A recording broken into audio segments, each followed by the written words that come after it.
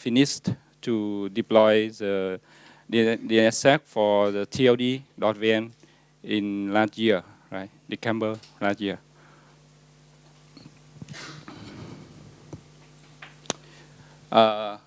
This agenda for my presentation. The first one is overview and how to VNIC preparation and how to deployment, and we share something about the next plan to deploy Dnssec in Vietnam.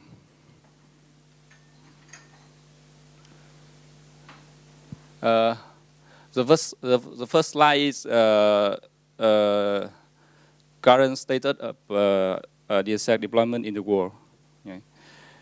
You can see in January of 2017, almost the TLD in the root zone was signed in Dnssec. About 90%.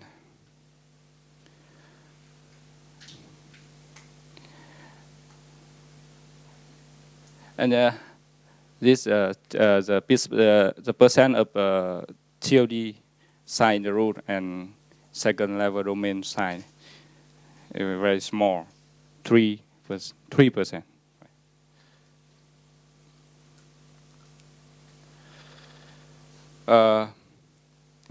This way to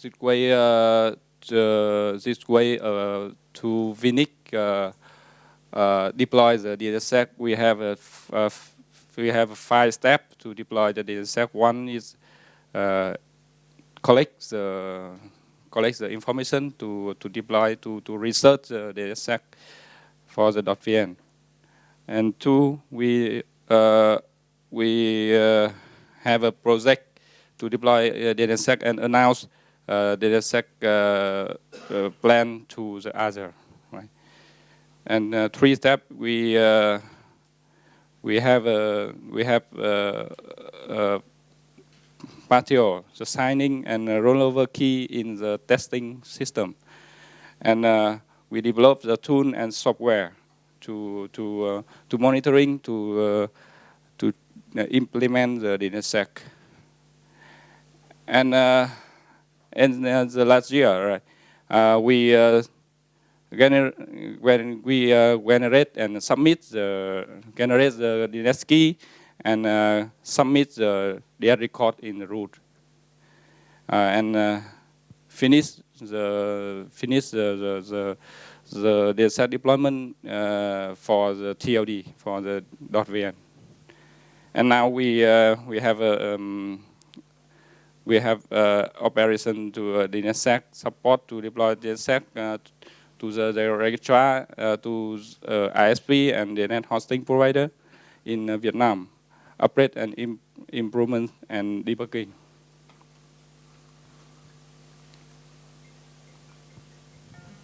Sorry.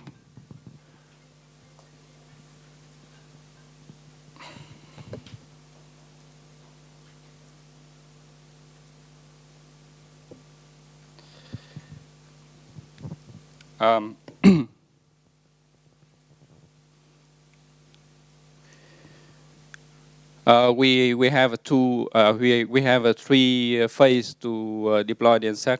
Our plan have a 3 phase. Phase 1 is the preparation in 2015, and in 2016 we implementation, and in this year, the 2017, we accomplishment to deploy to task force, to consult the Dnssec deployment to the company, to the ISP, to the registrar, to deploy the Dnssec, to support the Dnssec in Vietnam. As you can see,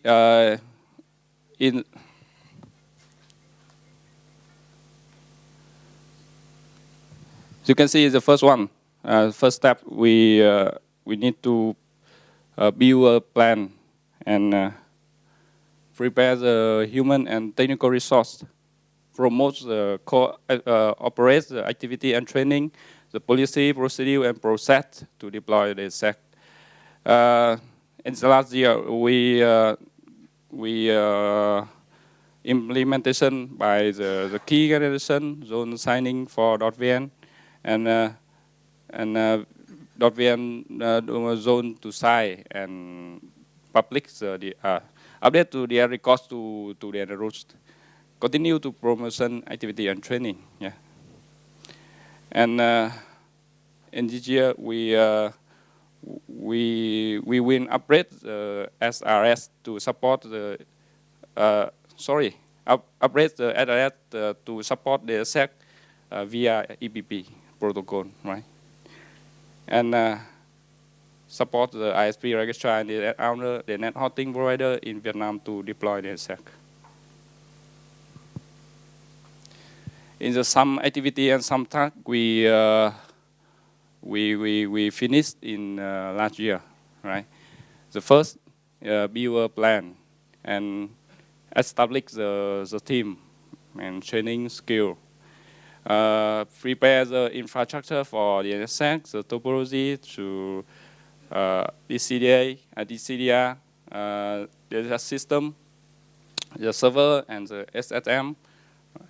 And we finished the DNSSEC document, example DNSSEC, example DPS, and some documentation to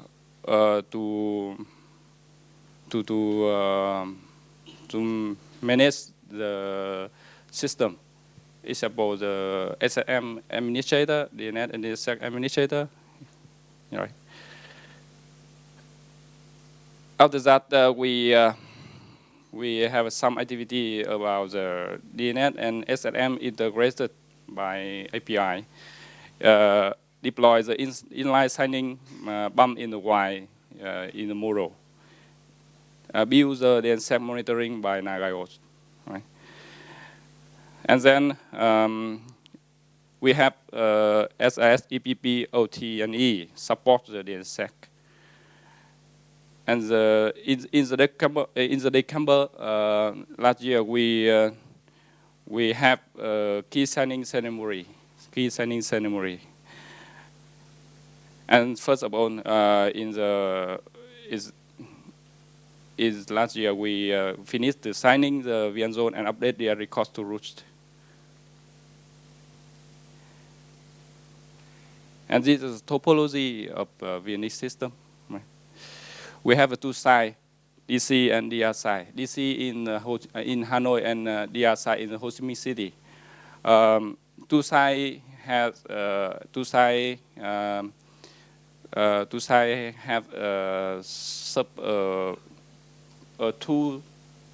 signer system.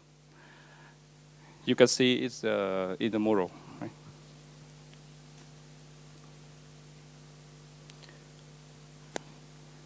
First, the data from the SRS. The SRS is the domain management system, and first, the data from the SRS system go to the DNS hidden, and we have DNS hidden, right? And this VN zone is here, north side. Only data, traditional. We here on the east side, the DC and DDR side, we have two systems to sign the DNSSEC. One is DNSSEC signer 1 and DNSSEC signer 2. In each system, we have one server and one SSM to integrate it together, right, by API. Right?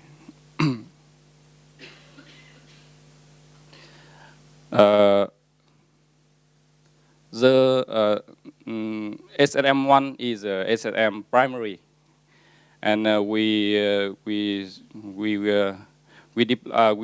generate the key, the DNSSEC key in the SSM1, and synchronize to SSM2, 3, 4 by by manual.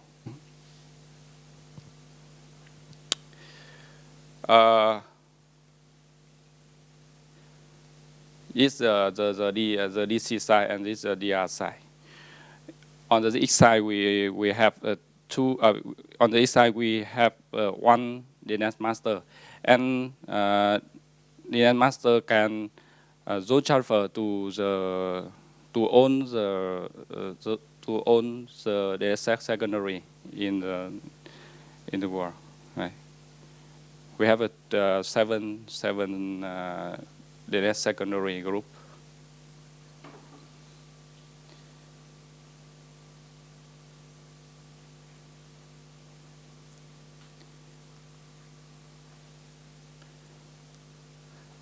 We have to we have a policy for deploy the for DNS for the VN.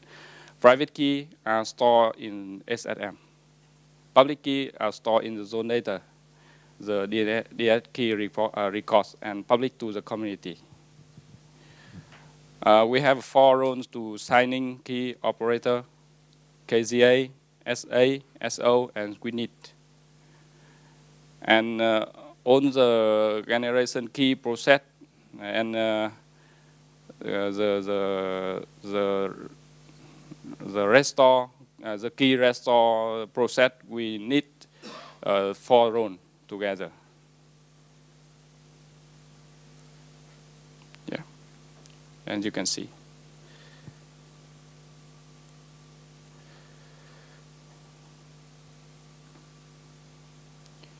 The KZA, the KZA verifies the key generation procedure and does not have access to the Dnssec key. And SA to manage the facility, network, DNS server, and SSM, and does not access to Dnssec key. Only the SO, only SO can access to the Dnssec key. Right. And we need verify the key and does not access to the Dnssec system, Dnssec key, and any device.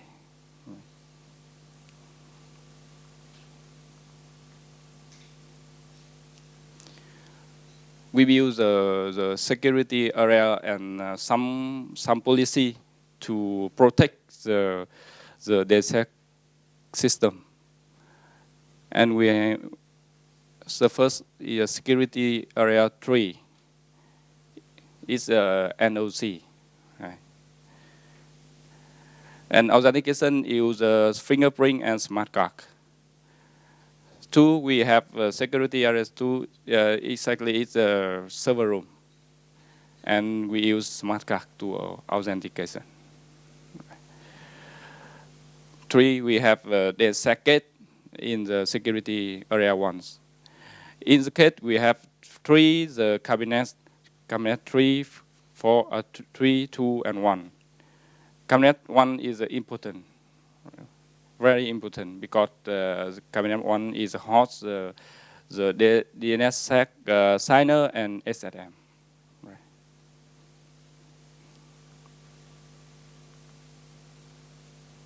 This is the key parameter we can choose. We choose the KSK. We use ISA SSA the 256. And ZSK, we use 1045, the 1024. And KSK, manual rollover, and ZSK, automatic rollover.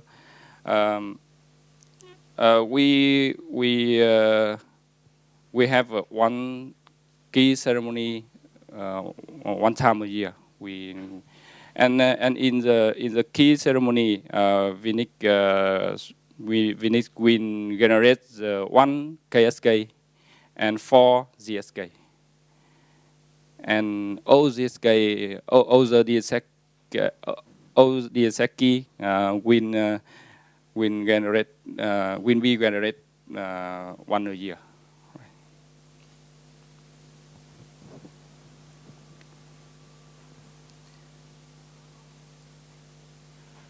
Okay. Is a key generation procedure.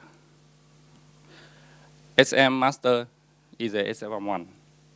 Generate and store the new KSK and GSK. SNM master synchronize the key to the other SNM, manual synchronize. And the signer load key label from the SSM, only private key. And only the key label, not the key. The signer configs the Dnssec key and SSM will use private key to sign the data. And then we update the DL record to the parent zone only with the KSK generation. Require 4 rows to together KZA, SA, SO, and witness. Key rollover, GSK rollover, we use the pre-publish method, and KSK rollover, we use double signing. Time to rollover, with KSK, with KSK, we need 30 days, 1 month before key expire, and GSK 2 days before key expire. GSK we can the automatic rollover by script, and the KSK we manual rollover in the key signing ceremony 1 time a year. Yeah. Is the information about how to migrate the Dnssec, the DNS system to the Dnssec system. Right. The first we deploy a new Dnssec product system, new Dnssec hidden master, and zone transfer from the DNS hidden master to the Dnssec hidden master. And in this case, Dnssec offline and DNS traditional online.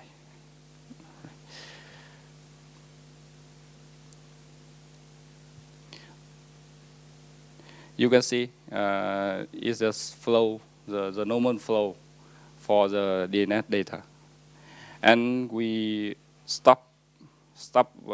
we can zone transfer from the hidden master to the other, and we build the testing system, right? And then we can test the Dnssec, size zone, create key, blah blah in the setting system.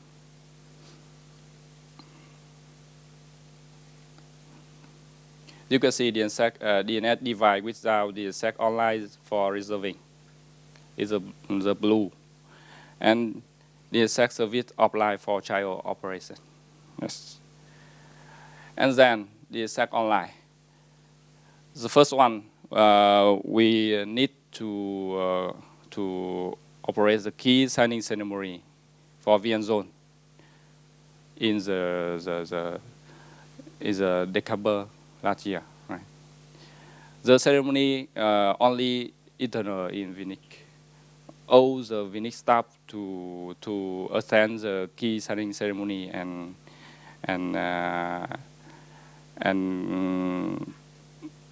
try and do everything.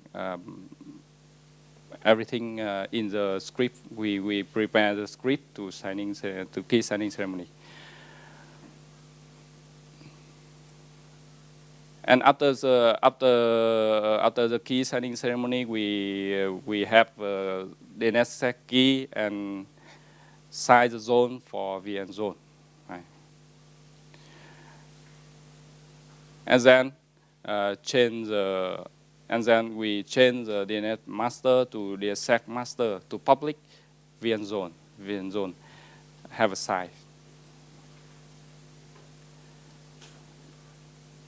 And then check the DNS secondary after zone transfer VN size zone only for 5 minutes.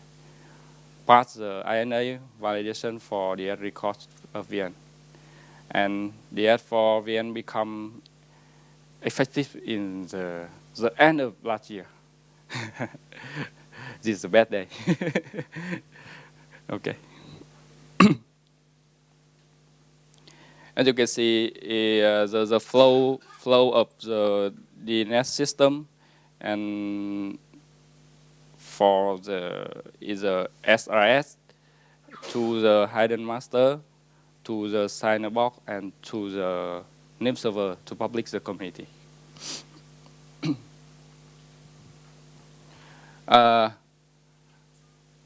We build the Dnssec monitoring by the NAGIO, and we use NAGIO to monitoring the zone size, the signature ECPI, the zone signing process, and KSK, ZSK parameter. And you can see the Dnssec monitoring for us.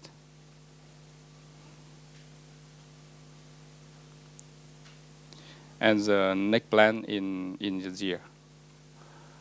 Dnssec in the 2017, we will sign the subdomain, example the com.vn, net.vn, and we have 64 the province domain in Vietnam. And we have some reverse domain for VNIC, and we will sign in and some the VNIC domain, right? We, as you know, in the previous slide, we've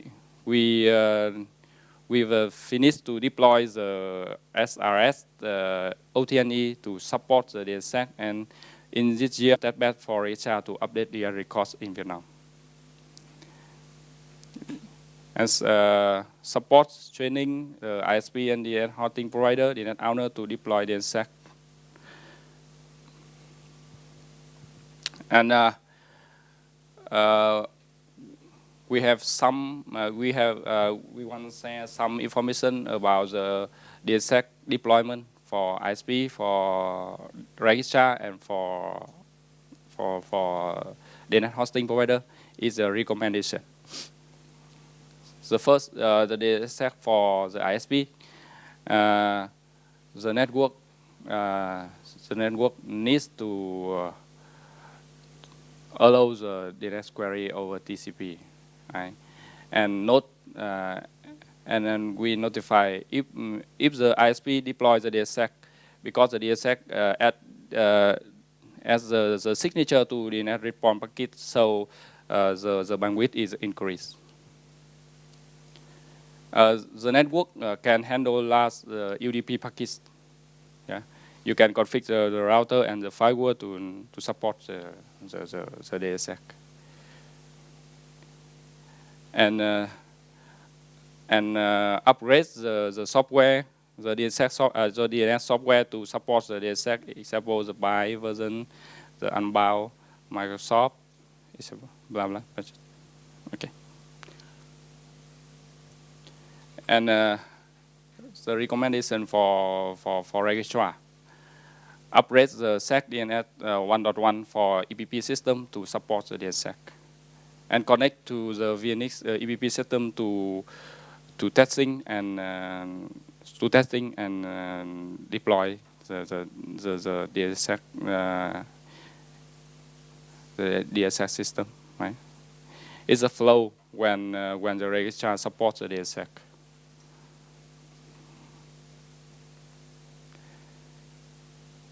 And the recommendation for Dnssec deployment for DNS hosting provider, the upgrade the DNS server, DNS software to support the Dnssec, look like the ISP. Implement the signing box and connect to the registrar to update the real record, and some recommendation is suppose the signing box. If you don't have enough money, you can use the open source, and other you can use the hardware security module. Some recommendation for the operation: follow the policy, procedure, and key measurement, the KSK and ZSK. some parameter for the Dnssec key. You can choose the algorithm, key size, Nsec and Nsec tree. And yeah, is the end of slide. We Vinik have some question, some need to have, right? In the first slide, you can see the almost the TLD will be signed the Dnssec, but the second level domain, yeah, the second domain is you can see the 3% to size the Dnssec, and how to push the ISP DNS hosting provider to support the Dnssec. Yeah, it's some information variable for Vietnam because we just finished to sign the TLD, right? And in this year we need to deploy in the DNS owner, DNS hosting provider, yes, in Vietnam, and some information from you can win variable for me, for us. And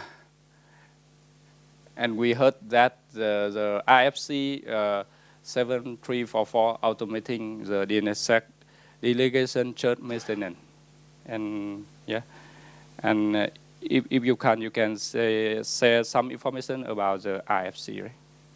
Yeah. Thank you very much for.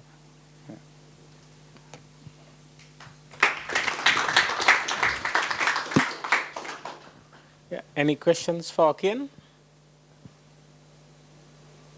Anyone? Okay. All right, Kian. Yes. Any comment? Feedback? Okay. All good. I think they did a good job. Thank you. Yeah. Thank you very much. Okay, so we have Jim going next.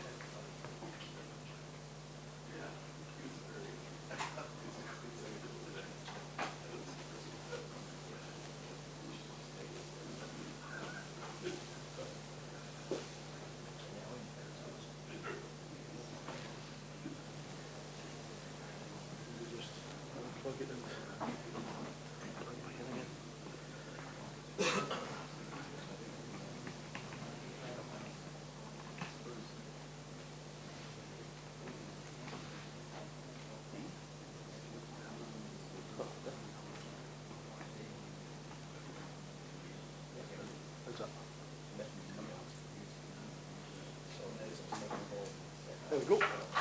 And if you just hit the play button.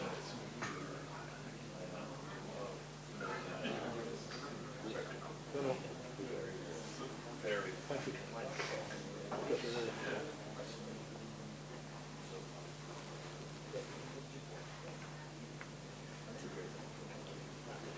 Okay.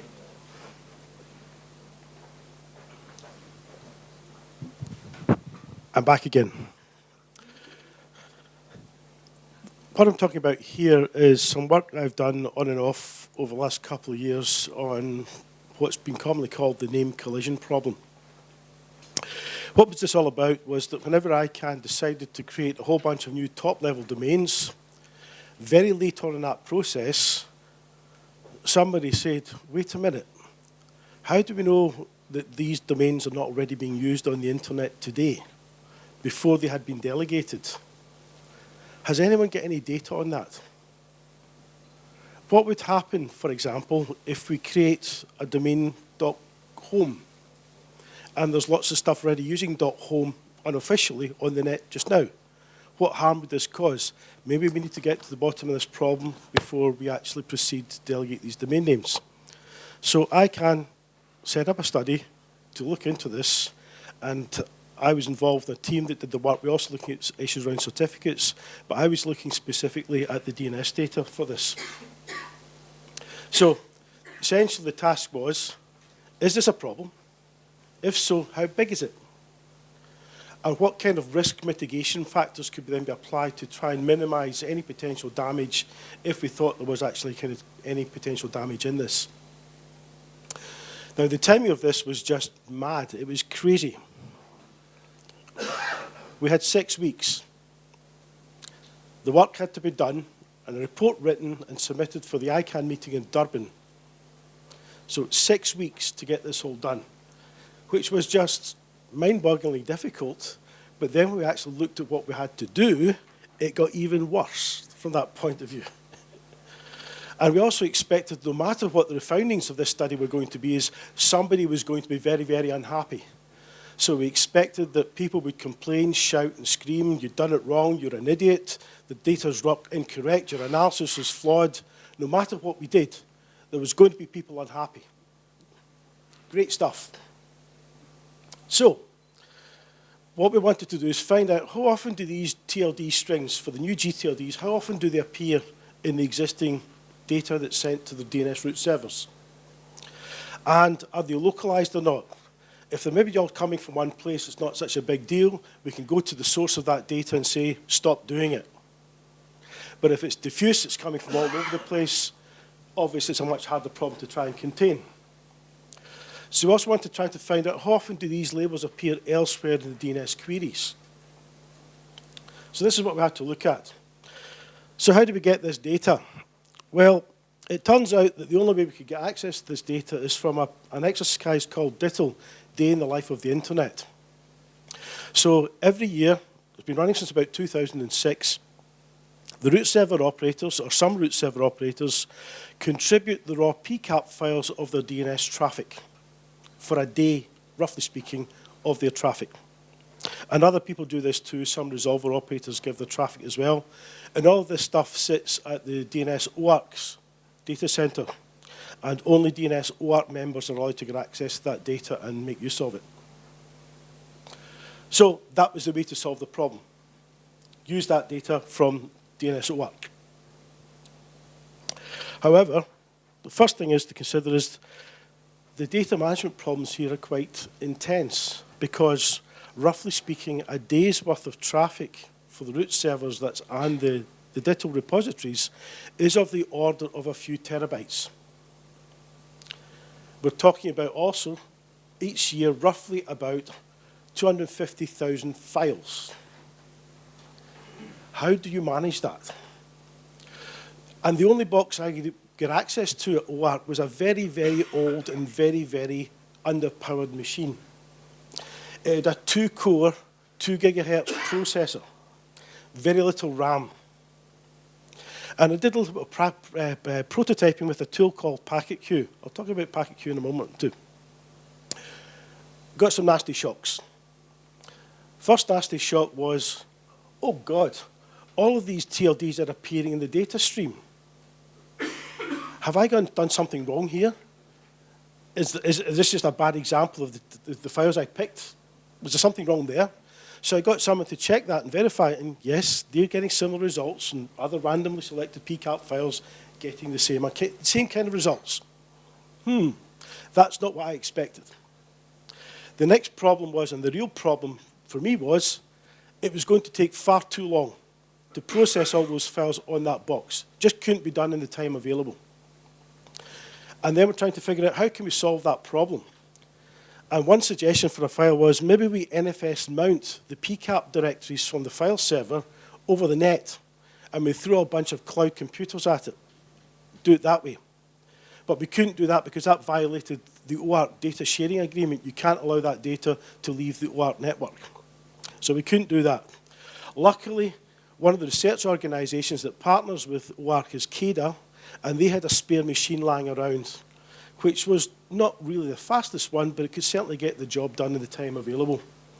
If we didn't have access to that machine, we just simply couldn't have done the work. It had 8 cores, and it had 2 2 gigahertz processors. Plenty of scratch disk space as well.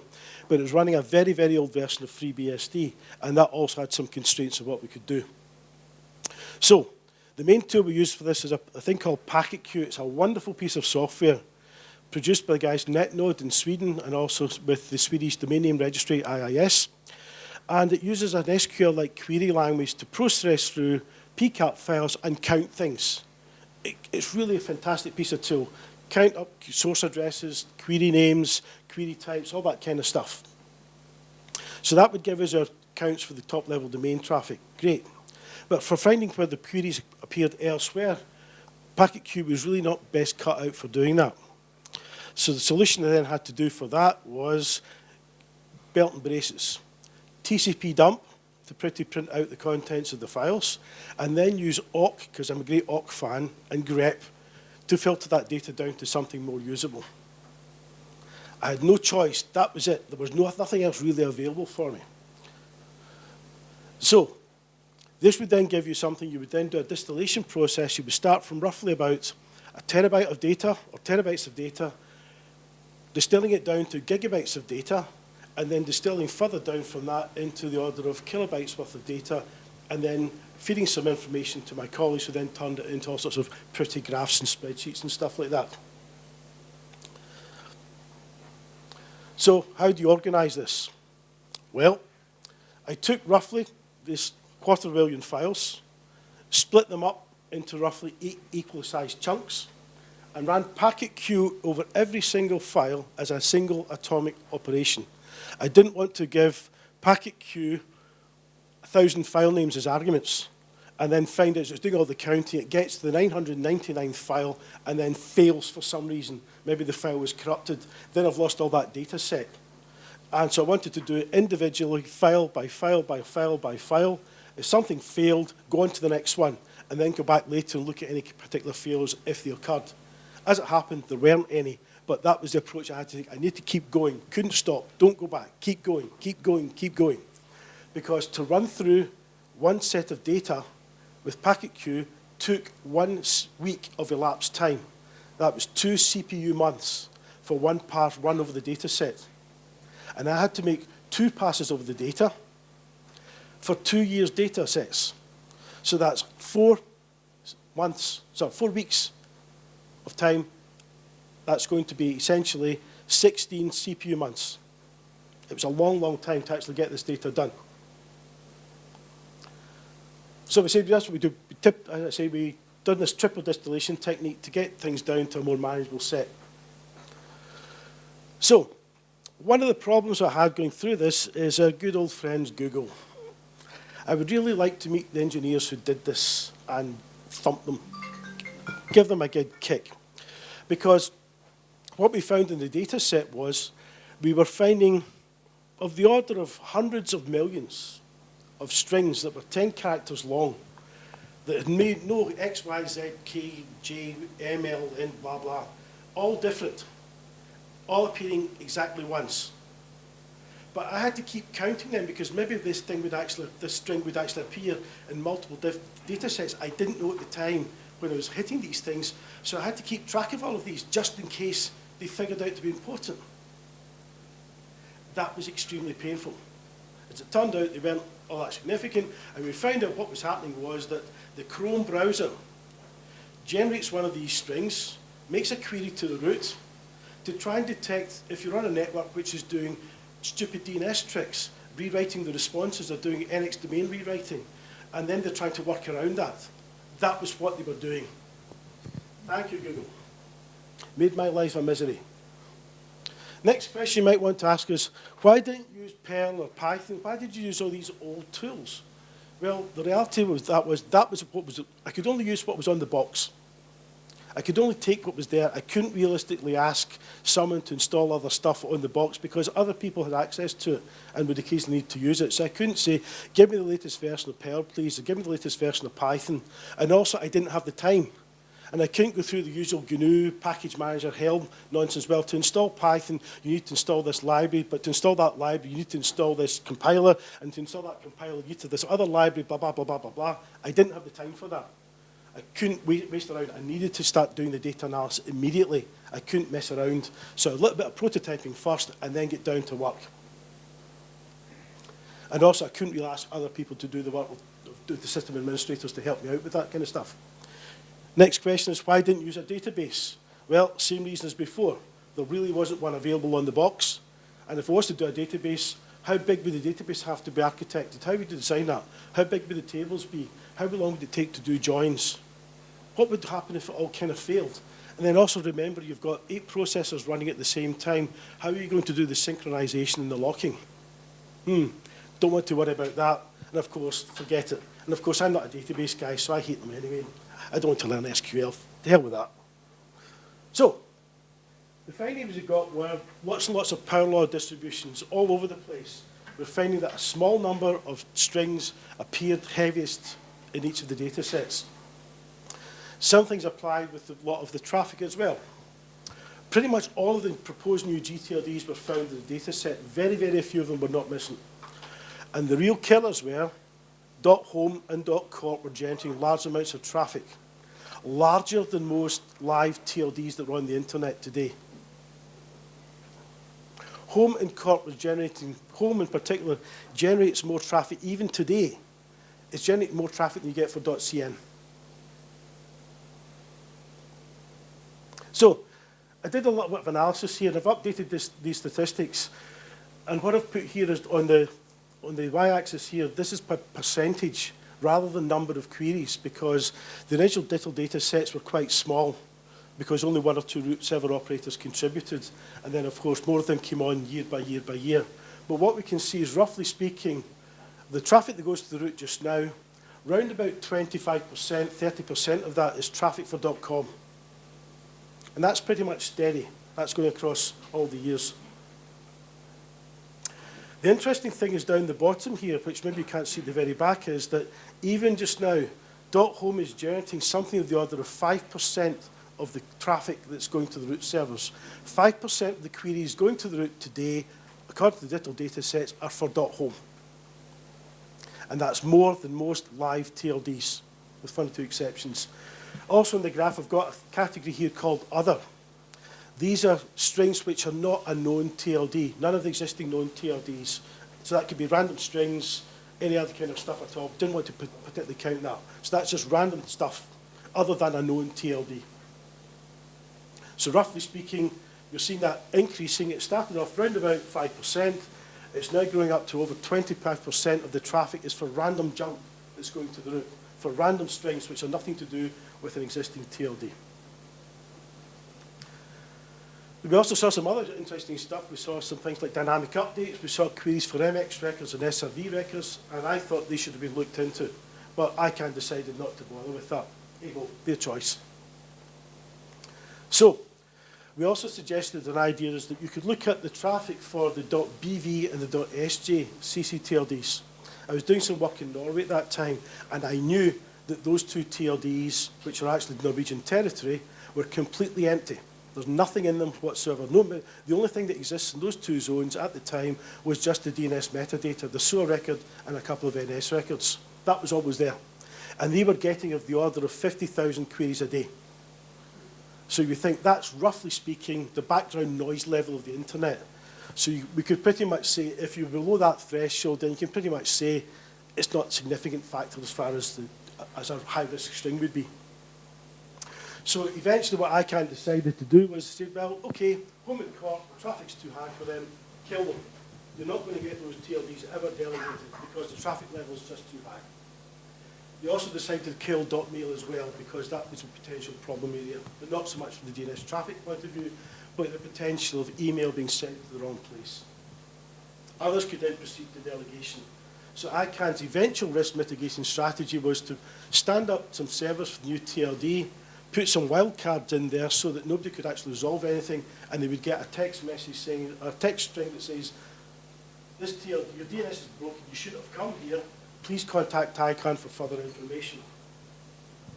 But before they got to that point, they had a second proposal strategy, and the strategy at that point would be that they would set up new name servers for the delegated TLD, and they would return NX domain responses just like the root servers would have done. So the event of reality would be, well, it's the same thing, but then you're still getting the same behavior, you're still getting NX domain responses returned, but this time they're coming from some other servers, not the root servers. So, yeah, that seems reasonable enough. But it's not really. So, here we have a standard model. An end client sends a query to a resolving name server, which sends a query for some string to the root. The root server gives a response back, says, new TLD doesn't exist, NX domain, return that back. We've all seen that before. We all know that before. If we now change the situation by adding in a new TLD server, the root server returns a referral response, says, go and ask the new TLD servers rather than return an NX domain response. The resolving server repeats the query, gets the NX domain response back, and returns that back to the end client. We're all very familiar with that. But what if we've got a dumb device that's accidentally querying the root when it shouldn't be?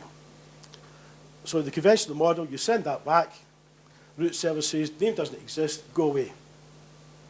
But if we started with this delegation model, end client stub resolver gets a referral response back, and then boom, something goes badly wrong. Maybe the client will crash. It will have undefined behavior of some sort. Maybe it will probably do, nobody knows. So how often do those kind of queries, I call them naive queries, appear at the root? So let's go and have a look at that. This was a follow-up exercise I did. This was not for the ICANN project. So let's have a look through that. Now we're up to 200 billion queries and about 10 terabytes worth of data over the data sets from 2006 up to 2013. We made several passes over the data, doing a whole set of analyses. We found out there's actually a lot of traffic going to root just now with the recursion desired bit set. And that's something that, again, should never happen, because the only things that should be querying the root are resolving servers, and they don't set the RD bit. So these are queries that are coming from stub resolvers, forwarding only servers, and all sorts of other weird and wonderful stuff. So that's roughly around about 12% of the traffic, give or take 5%. Roughly about 12% of the traffic going to the root has got the RD bit set on it. Almost nothing sets the RA bit recursion available, because after all, that's only being set by a resolving server. Only answering servers set that bit, not the clients. At least that's what's supposed to happen. So most of the RD1 traffic, because this is all we're now looking at here, are for the usual suspects, COM, NET, JP, CN, and so on. Very, very few of the new gTLDs actually had those requests in there. And there's our old favourites again. Home and Corp accounted for the most of it. And the rates for those new gTLDs quantitatively were at least 4 orders of magnitude lower than they were for the existing TLDs. But Google seemed to get a fair bit of it. The traffic patterns were pretty much the same year after year after year. It didn't really change very much. So here we have a rate here presenting the graphs of the total rate of RD1 equal that request with the recursion desired bit being set, and again being expressed as a percentage. And we saw a fairly high peak there in 2010. I think there was actually some kind of DDoS attack in the root servers at that particular point. So we take those requests out for the current TLDs. We're seeing roughly, again, for .com, there were about 8 billion queries for .com that had the RD bit set in 2010. 8 billion. So to try and tease some more information out of this, we eliminate this data, we eliminate .com to try and get the numbers down. We can still see, we're seeing in one or two other cases, we've got an example there of just under 2 billion queries. And that one is for, what's the green one? Can't make it out. Anyway. For the new TLDs, it's a bit spikier in terms of numbers, but the spike is spikier. But look, the actual query rates are very, very small. The RD quits. So now in the previous slides, we were looking in billions. Now we're down to the tens of thousands. So it's really not a big concern. Those are absolute numbers, yes, not percentages. So we've made some simplifications for the qualitative analysis. If you're below that threshold, I decided if you're below that threshold for .bve and .sj, you're in the background noise level, it didn't matter, not worth looking at. So let's have a look at some of the things we found there. Well, there were 57,000 queries for .google came from a single IP address for a school in California. Another single IP address was responsible for all the traffic for .state farm. Similar patterns for a few others as well. And we think this is mostly down to rogue applications or misconfigured CPA, somebody's home router at home or whatever, or cable box. There were a lot of traffic, there were a bit of traffic for .google, but they were coming from all over the place. It wasn't localized to a single /24 of address space. And we also saw a whole bunch of stuff coming from RFC 19 addresses. Now, why is traffic with 1918 addresses getting to the root? That shouldn't be happening at all, but it does. How do you respond to those packets? Where do you send them? Here was another one. I remember at the time this was going on, the Australia and New Zealand Bank was telling everybody that all the traffic on the internet going for .anz was coming from their systems. They knew this. Therefore, there was no reason to delay in the delegation for .anz. That's what they said. Now, VeriSign did some more analysis on some of their data sets, and they found a large chunk of the .anz traffic was coming from some air conditioning plants in an apartment complex in Kyoto. Somehow I don't think that's got anything to do with the Australian New Zealand Bank. And the stuff I found there, this is the stuff with the RD1 bit set, recursion desired bit, these weird and wonderful strings, I don't even recognize the language. It looks, I think it looks kind of like Farsi, but I could be wrong about that. I don't know what they were. But again, obviously nothing to do with the Australian New Zealand Bank. Here was another classic, Klingon.site. Yeah, and this was a great one because all the traffic came for that was using the same query ID, 0, the same port number, and it all came from a single IP address at the University of Toronto. So I'm pretty certain it was a student project gone wrong. Or it could just prove that Mr. Spock can't write software. So, the finding and conclusions of that was there's a hell of a lot of traffic that's setting the recursion desired bit, roughly 12% of the traffic that goes to the root. And it always has been that way and probably always will be. We're just going to be stuck with it. It doesn't appear to be causing any particular breakage today. Any naive clients that are sending those queries and getting referrals back are not failing in a way which is causing any significant problem. And therefore, for any of the new gTLDs, it's even less likely to be a problem because quantitatively, the number of queries that they're generating is of the is 3 or 4 orders of magnitude lower than we're getting for COM, NET, ARPA, and all the rest of them.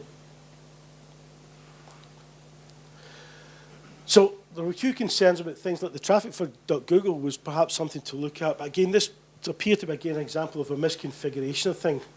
But do you really want to go back and say, well, who was responsible for misconfiguring a resolving server or a mail configuration on a box 6 years ago? Who cares about that anymore? Does it really matter? So the ultimate conclusion of that was that ICANN's proposed blocking strategy was not likely to cause any harm.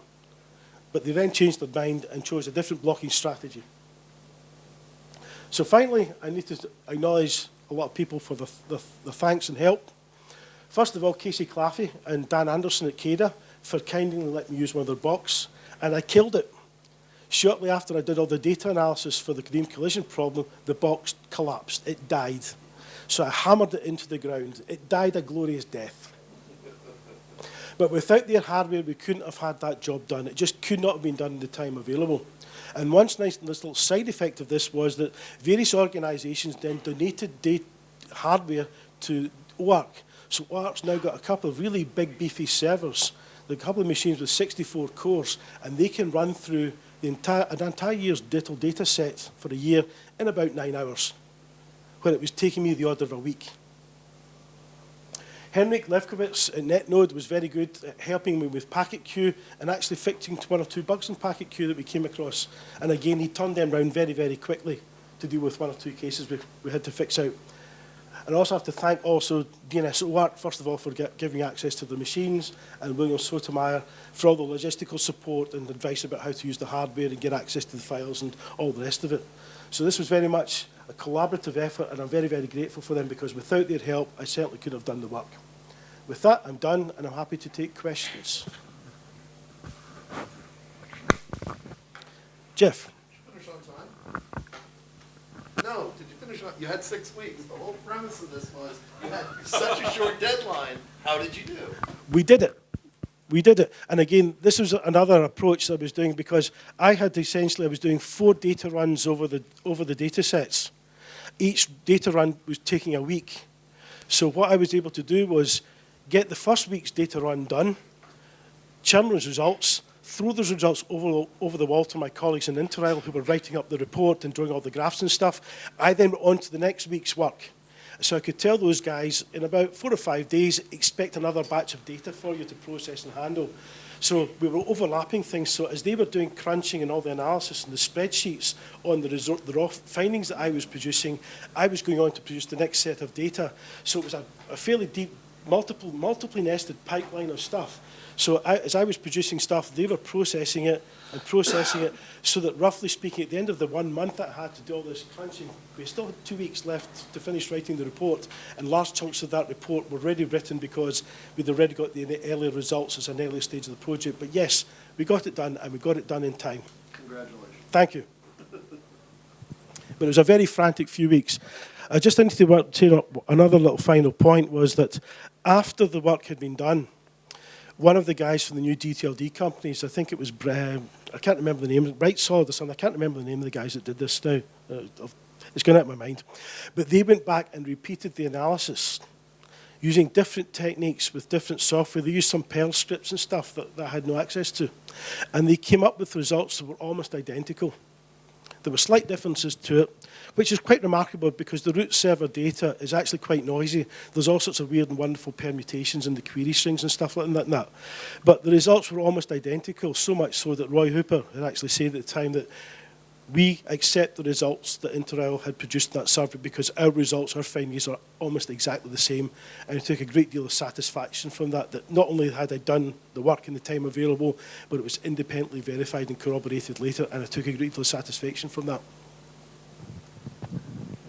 Rick?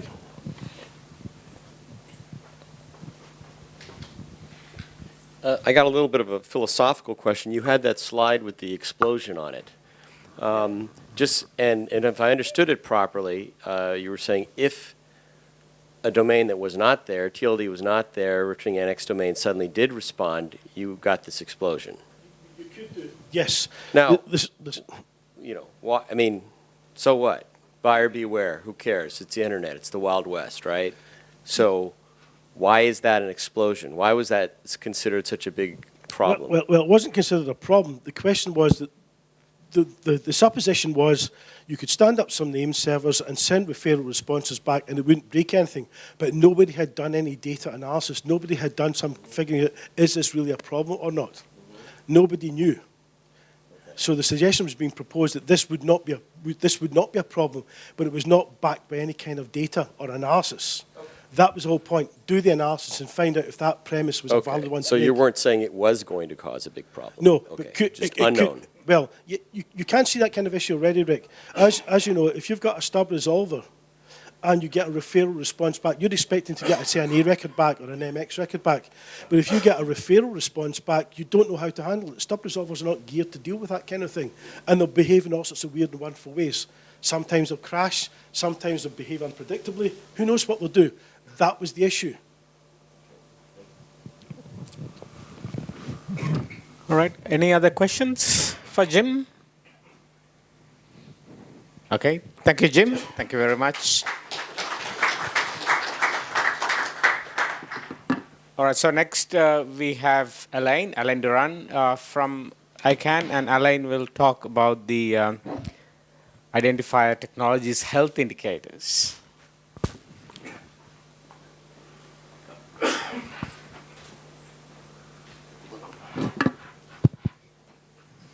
Good afternoon. For those of you who don't know me, my name is Alain Durand. I work for ICANN in the office of the CTO. So we have a part of ICANN that does research. So we're supposed to be the quote-unquote good people, right? So what ICANN does is to look at names and numbers and essentially to coordinate the set of unique identifiers of the internet. So one day my boss came to me and says, "Is this thing healthy?" And I don't know. Do you guys know? And is it more healthy this year than last year? How do I know that? I don't. Actually, how will I even know if it's healthy or not? Well, I don't have a method for that. So we have to step back and say, let's try to figure out a way to answer those questions. And those questions came because they were in the strategic plan of ICANN, where ICANN has to somehow look at the security and stability of the internet. And in the strategic plan from 2016 to 2020, it says it has to be healthy. All right? Staff, go figure out what healthy means. Well, so when you ask 10 engineers what health means, you get usually 11 answers. So that's not necessarily the best way to look at this. So initially we start to say, okay, let's try to pick up some measurements and try to see if there is anything we can come up with that. And folks told us, you know, you should think twice because you are going to compare apples and oranges. If you don't really know what you're going to measure, you have measurement, but they just mean absolutely nothing. So you just step back, think about a problem that you're trying to solve, and think about what are the problem areas that you're concerned about. And then maybe you can go and define some measurements related to those problem areas, and maybe if after that you have agreed on what to measure and how to measure it, you can go and measure it. And the whole idea is to do that on a long period of time. So we will do the measurement this year, next year, the year after, according to the same methodology, so we could say, okay, things seem to be doing better, or things seem to be doing worse. And we will know that because it goes into some kind of a framework where we understand what those measurements mean. So that's essentially what we are doing. So I could stop here and take questions, but I have a few slides that I would like to run through. So, oh, that's this one. Yeah. All right, let's see. Hey, it works. So I've talked about this. So, okay. Two N in ICANN. A lot of people forget that there's a second N in ICANN. Second N stands for numbers. So it's about IP addresses and DNS names, right? So we're going to focus here on the name track. And the IP addresses is, for now, offloaded to the NRO. When we started this discussion, the NRO came to us and demanded, I should say, that they will handle this because they are responsible for the number side of the ICANN house. I said, okay. It was a year ago. They started a project. And I hope at some point in the near future they will come back and we can talk about this to see how we can converge those two things. So as I mentioned, this part of the strategic plan that says it has to be healthy. So I'm going to stop there. So we started this last year. We had a bunch of workshops. We invited a number of people to talk about problems related to health on the namespace. And what we realized very quickly is that there were multiple sets of people who were talking about the same word health, but completely mean different things. And what they were concerned about was completely different sets of problems.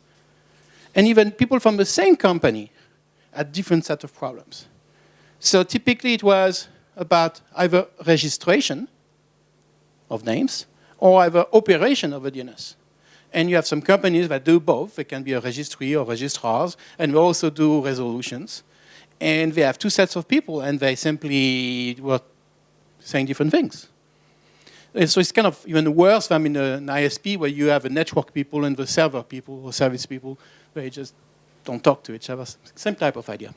So we say, okay, we need to separate this space into subspaces where people really understand what they're talking about and don't simply crosstalk. So in order to do that, we say, okay, let's talk about this one, so let me skip this. Let me skip this. Let me skip this. All right. We define 5 problem areas. Initially, we called them disease. And we made public comment period in ICANN on this definition. And people told us, you know, this is a bit of pejorative term. We don't like you, call us as being sick, and all right, thanks. So we said now we're talking about problem areas. It's less offensive than disease, apparently. And we used to have Latin names because we were making a parallel with the medical field. And so we created names for those diseases. And then people told us, you know, those Latin names, here people barely speak English. I barely speak English. So Latin is a little bit too much. So we took that out. So we have essentially now 5 problem areas in English. The first one is about bad data. When you have bad data, bad things can happen. So this is a problem that people who do some of the registration can really focus on. When there's a problem of abuse, abuse generally, but not always, starts from bad data. And really nasty things can happen. So we can talk about those excessive traffic. Well, it's all about the DDoS type attacks. But it's not just the DDoS style attack. I mean, Jim talked about what was happening at the root with the DDoS traffic. We did some more analysis and we realized that essentially 76% of the queries should never have been sent because they return into an X domain. And if you look at the rest, actually very, very few of them, maybe a couple % are meaningful. The others should never have been sent in the first place because the same question was asked by the same person just maybe a few seconds ago and the answer should have been cached.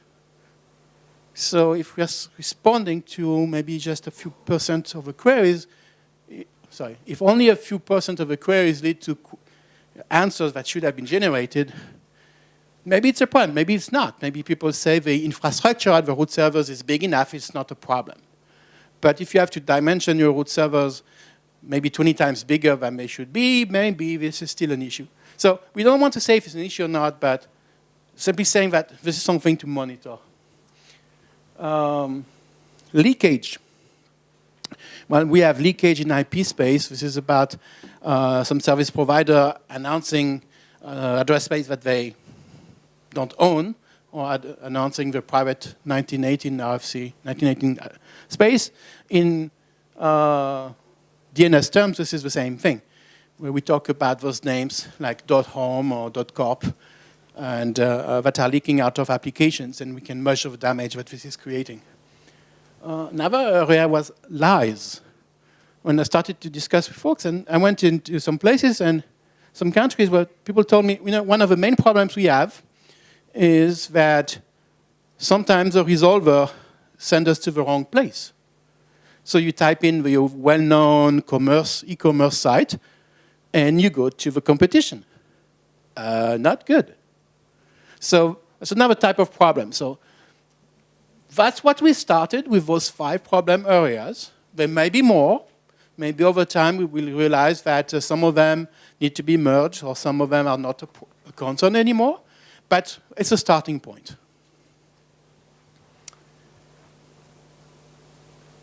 So I'm going to go through 2 of those problem areas, and there will be 3 of us that I will leave for your own amusement at home.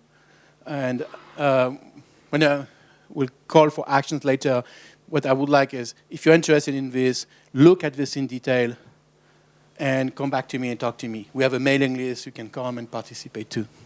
So bad data. So for each of those problem areas, when we describe them, we're going to talk about the definition so that we agree that this is what you're talking about.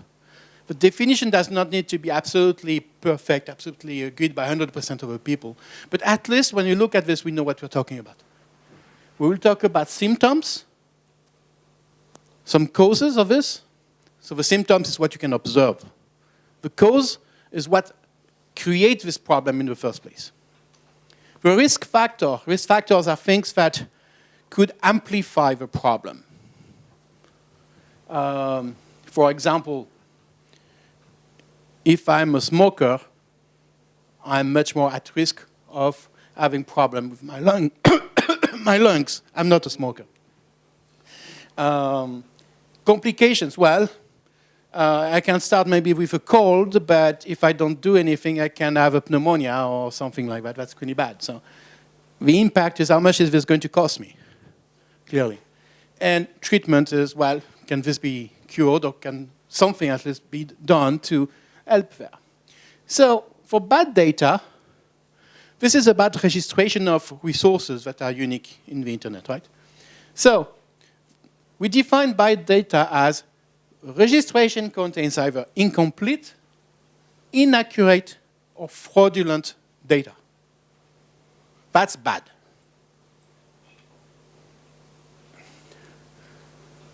Okay.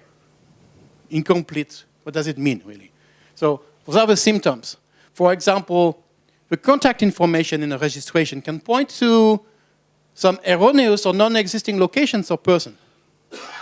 I went through some of the registries that I will not name, and I will not even say if it's IP addresses or name.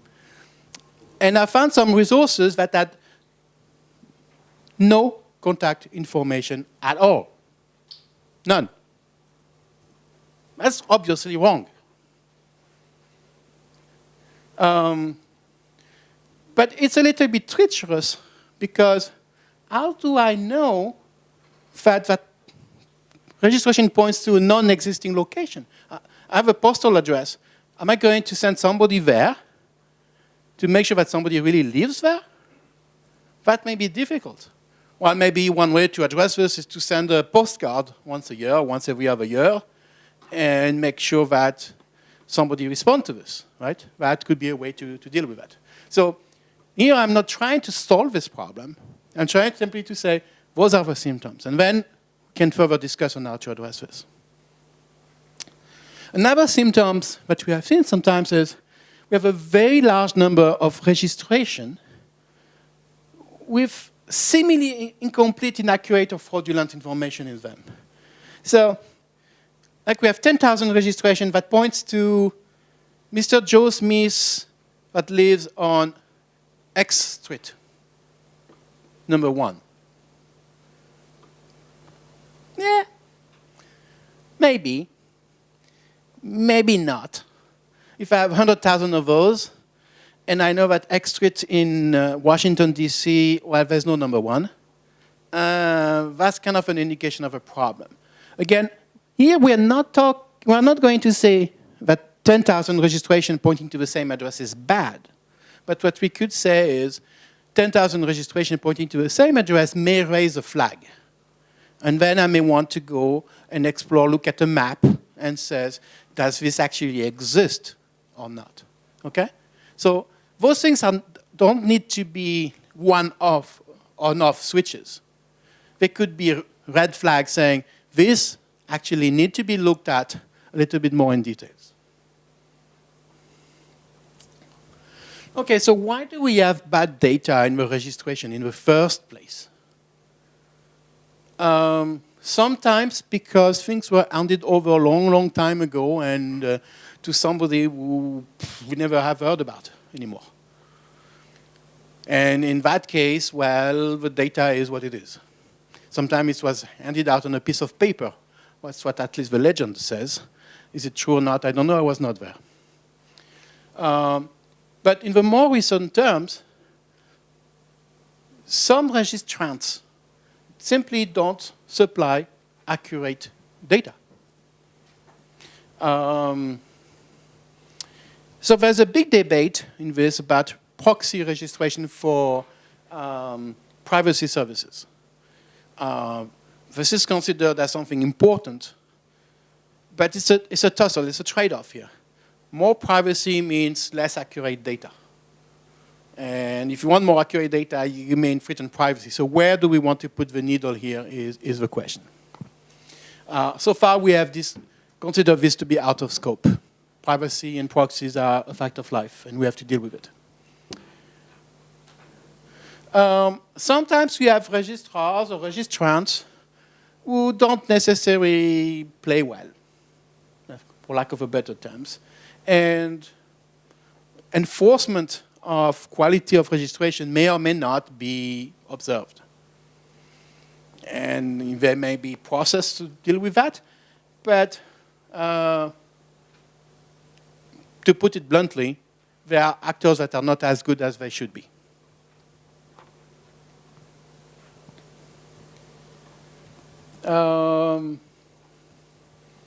Risk factor.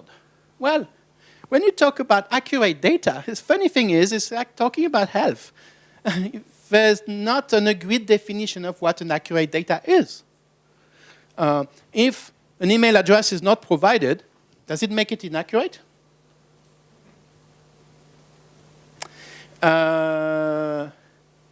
If there is an address there, but the address doesn't exist, postal address, does it make it inaccurate?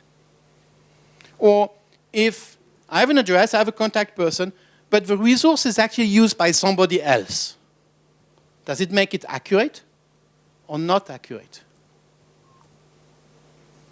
So those are questions that as a community we need to think about and come up with an answer. I can come up with an answer. You may or may not like it. I may not even like it myself. But the thing is, this is one of those places where as a community we need to step back and think about what do we mean by accuracy here?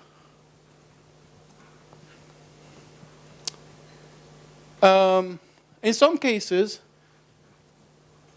it's again the same idea, the flip side of the privacy things. National law may be in conflict with getting access to accurate data. I know, for example, in Europe, very strict privacy laws that makes that you cannot access some of the data. It has to be protected. So that's, again, part of a tussle, and we need to figure out whether needle has to be. In some cases like that, we don't have a choice. That's the law of some countries. That's what it is, period.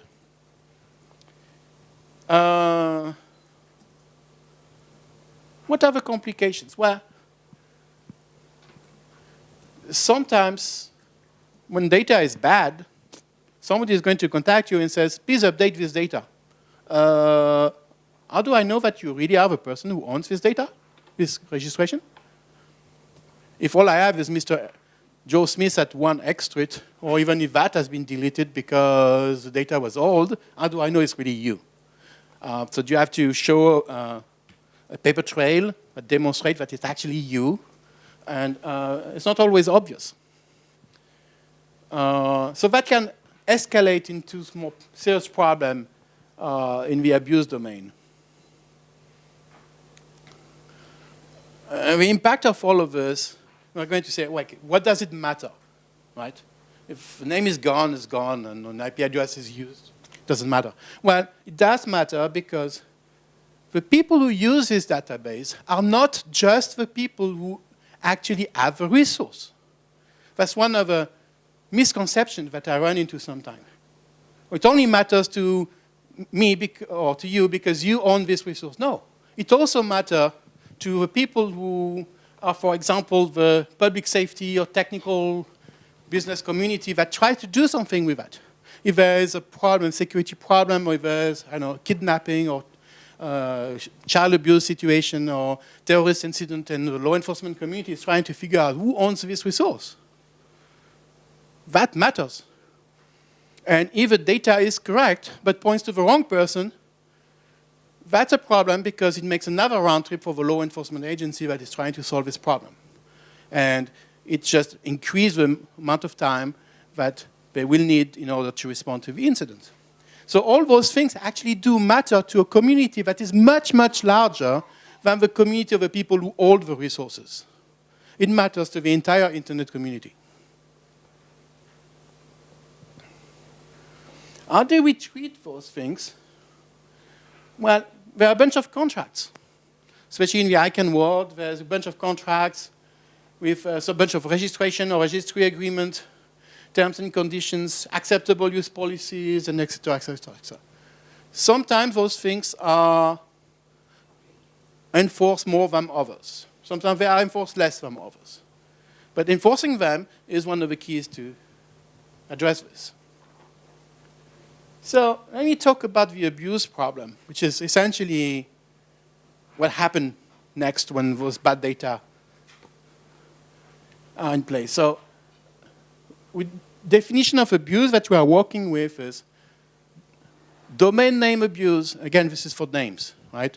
In the number space, this might be slightly different.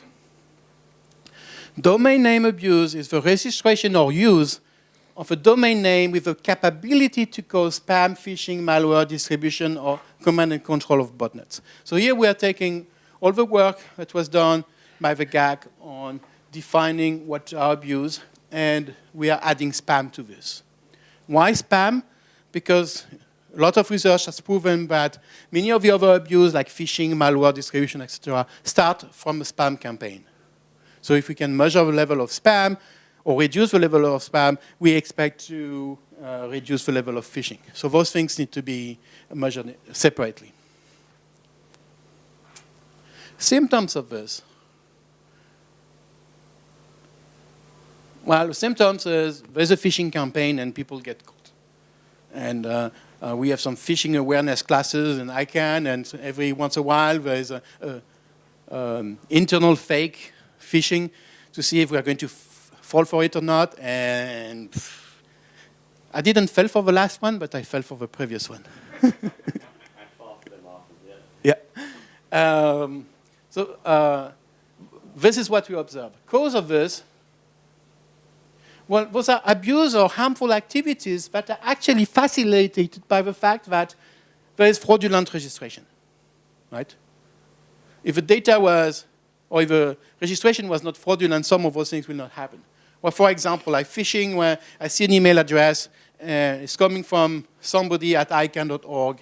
I'm going to say, oh yeah, that looks like legit. I'm going to click yes.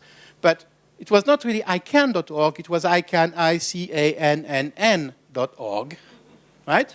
And I was tired. It was like, I don't know, 10 in the evening. I have a long flight before that, coming from I don't know what country. I'm tired. I'm just going to click it because it looks like ICANN. Why somebody was allowed to register ICANN with free N, that's beyond me.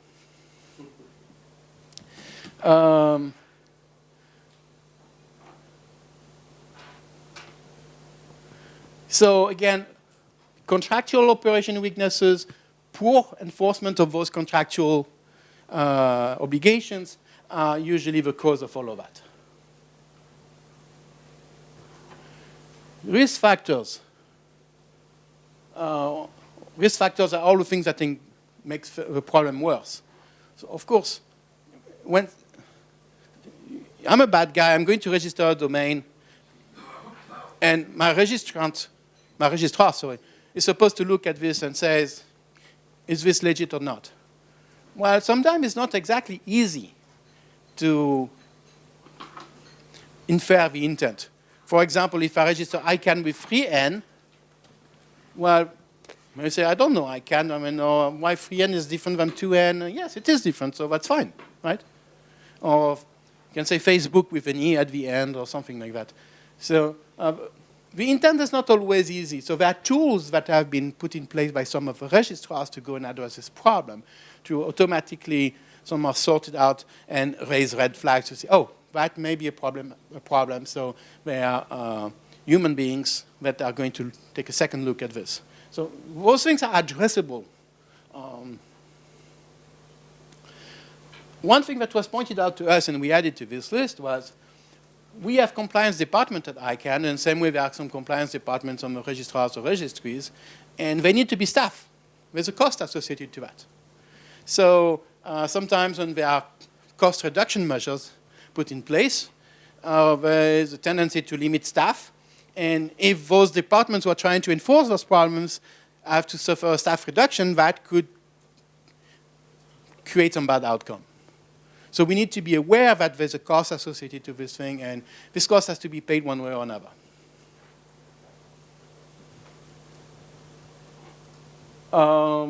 Complication, well, phishing, botnet, etc. The impact could be very, very wide. And it could go from loss of confidence in a brand name. For example, if Facebook was to get a lot of phishing attacks, a lot of registration of domain that look like it, and then people say, oh yeah, well, Facebook, we cannot trust if it's a real name or not, then they lose some reputation there. Apply this to any other well-known domain. It could be an erosion of confidence in the entire DNS system.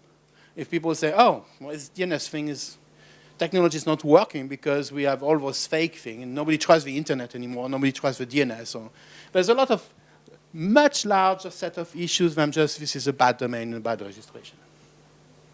So the list goes on and on. Treatment, mentioned that a bit already about tools that can automatically pre-screen some of those registrations or at least raise flags. People have been talking about taking down domain when those domains have been listed into malware or abuse lists like Spam House and others, and how to accelerate those takedown. What are the legal implications of all of that? It's a long, complex discussion. Sometimes the anti-abuse provision in the contracts are different from registry to registrar, and the lack of uniformity is not necessarily helping.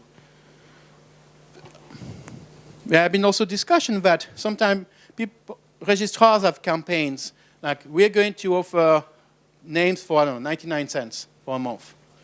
Well, it turned out that the people who are on the abuse side of the world, the people who try to take benefit from all of this, they like those promotional campaigns because it's going to cost them less to create an attack.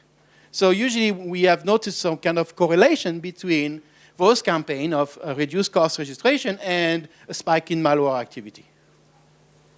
So that's another interesting one. So I could go on and on. Could go into the excessive traffic. I'm just going to list the definition of that, which is higher volume of traffic than should be observed. I'm going to stop all of this. Leakage, private name goes into the public DNS. Lies, response from the DNS resolvers contain unauthorized, forged, or tampered data. I talk about the traffic being redirected from one side to another.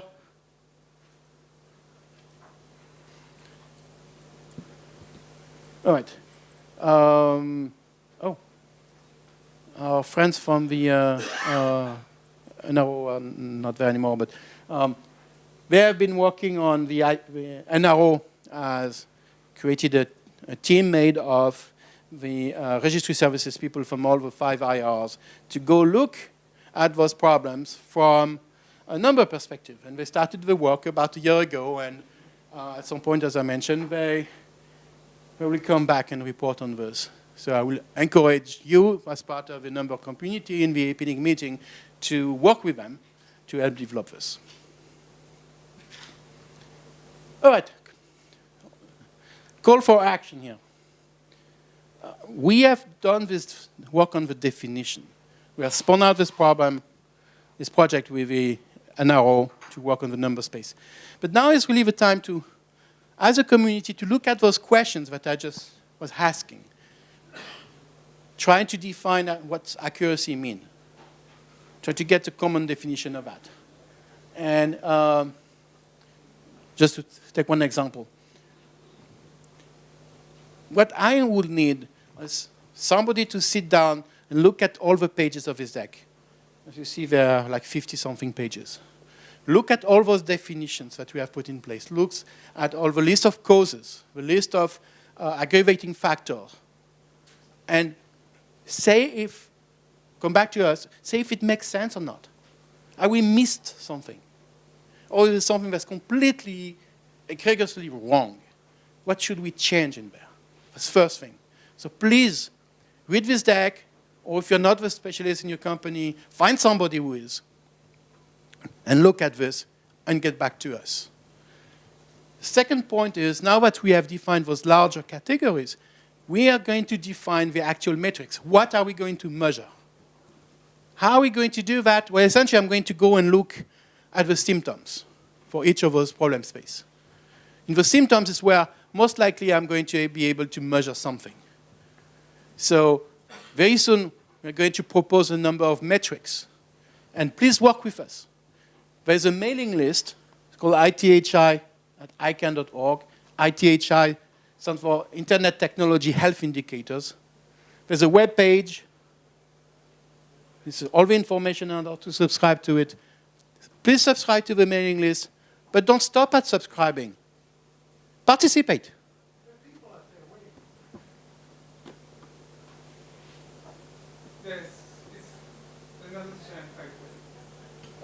Oh, Yeah.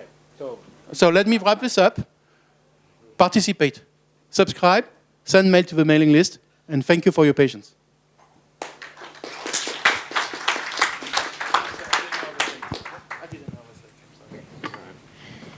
yeah, I think if there's any quick question or comment, just for a minute.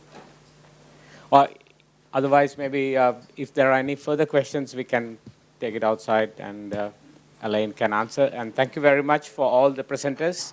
And have a good time.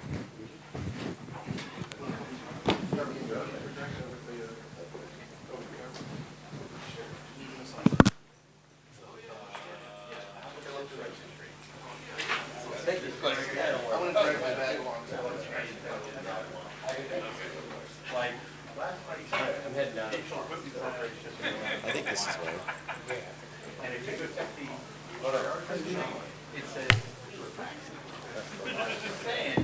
I'm not saying, but I'm just saying. This might be the place to start.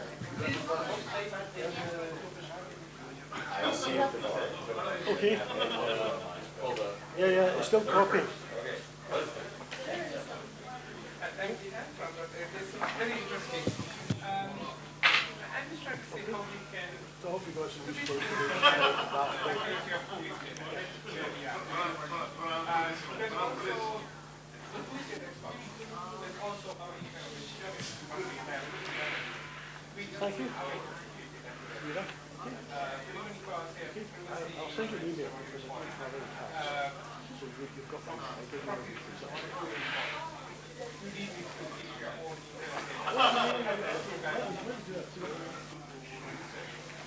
So I have seen two issues. One is what we make public, and information we don't keep internally. So are you going to pay us for taking some more time? Sorry? You're going to pay us for taking some more time? He was the one to play.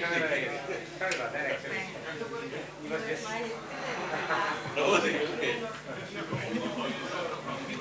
You're welcome to listen. Take a break.